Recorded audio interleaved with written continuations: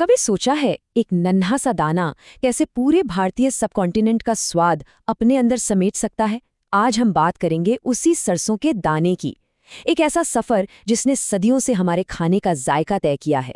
हाँ, पर सवाल तो यही उठता है ना कि आखिर ये छोटा सा बीज इतने बड़े और इतने डाइवर्स सब कॉन्टिनेंट की स्वाद पहचान बना कैसे?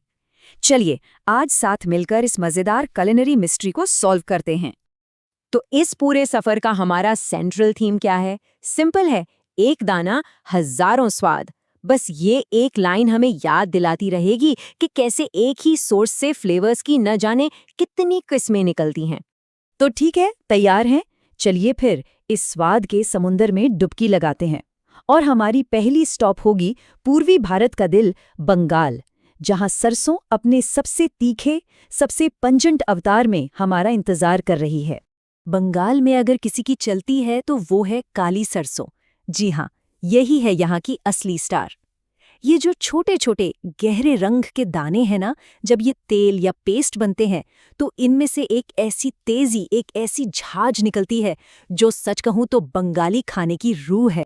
अब देखिए, ये तीखापन सिर्फ कहने के लिए नहीं है, इसे यहाँ के खानों में बड़ी खूबसूरती से इस्तेमाल किया गया है। वो सरसों का तेल जिसकी झांझ सीधी नाक में चढ़ जाए, या फिर वो जबरदस्त शोरशे बाटा, मतलब सरसों के पेस्ट में लिपटी मछली। और हाँ, बंगाल की शान कासुंदी को कैसे भूल सकते हैं, एक फर्मेंटेड मस्टर्ड रेलिश जिसका कोई जवाब ही नहीं। ओके, तो बंगाल के इस तीखे पंच के बाद अब गाड़ी घुमाते हैं उत्तर भारत की तरफ। और यहाँ सब कुछ बदल जाता है। जमीन, मौसम और हाँ, सरसों का अंदाज भी एकदम अलग है। और ये फर्क यहाँ एकदम साफ दिखता है। मतलब अ टेल ऑफ टू सीड्स। सच में, एक तरफ है पूरब की वो तेज तीखी काली सरसों जिसका दबदबा तेल और पेस्ट में है, और दूसरी तरफ उत्तर की हल्की अर्थी पीली सरसों जिसका असली कमाल उसके पत्तों और पेस्ट में छुपा है। और ये जो फर्क है ना, वो यहाँ की सिग्नेचर डिशेस में साफ नजर आता है। सोचिए जरा, पंजाब की सर्दियों की पहचान मक्के दी रोटी और सरसों दा साग, या फिर राजस्थान का वो चटपटा अचार जिसका सारा जायका सरसों के पेस्ट से ही तो आता है। चलिए, पूरब हो गया, उत्तर हो गया, अब चलते हैं दक्षिण भारत। यहाँ सरसों एक बिल्कुल नए, एकदम एरोमेटिक रूप में सामने आती है। यहाँ का सीक्रेट वेपन है तड़का। जी हाँ, टेम्परिंग जिसे कहते हैं। ये एक कमाल की टेक्निक है। इसमें राई यानी सरसों के साबुत दानों को गरम तेल या घी में तब तक भूना जाता है जब तक वो चटकने न लगे और अपनी सारी खुशबू और फ्लेवर रिलीज ना कर दे। ये तड़का लगाना भी ना एक आर्ट है, एक संगीत है। सोचिए, पहले तेल या घी गरम हुआ, फिर उसमें गए राई के दाने, और फिर बस इंतजार उस सिजल और पॉप का। वो जो चटकने की आवाज आती है ना, बस वही है मैजिक मोमेंट। इसका मतलब है फ्लेवर तैयार है, अब बस इसे डिश के ऊपर डाल दो। और दक्षिण में एक और कमाल की जोड़ी बनती है। एक तरफ राई का वो चटकदार थोड़ा नटी सा स्वाद, और दूसरी तरफ नारियल की हल्की सी मिठास। उफ, ये कॉम्बिनेशन ही तो है जो साउथ इंडियन खाने को इतना खास बनाता है।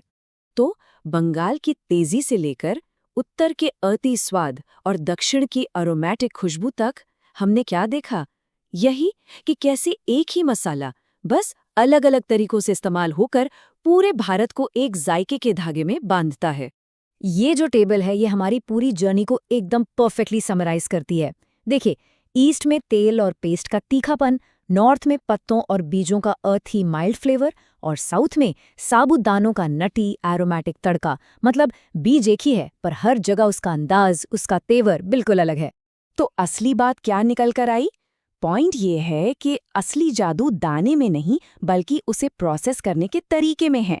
मतलब उसको पीसा गया, उसका तेल निकाला गया, या उसे साबुत ही चटका दिया गया।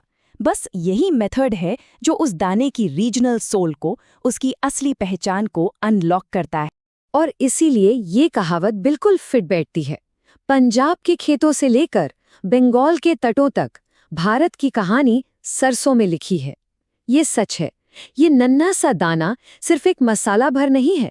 ये तो हमारी संस्कृति, हमारे इतिहास का एक जीता जागता सबूत है। सोचिए, एक अकेला बीज 1 अरब से ज्यादा लोगों को रोजाना जोड़ता है। तो ये सवाल सोचने वाला है कि ये छोटा सा दाना हमारे खाने के जरिए पूरी दुनिया को आखिर क्या स्वाद चखाता है और कौन सी कहानी सुनाता है।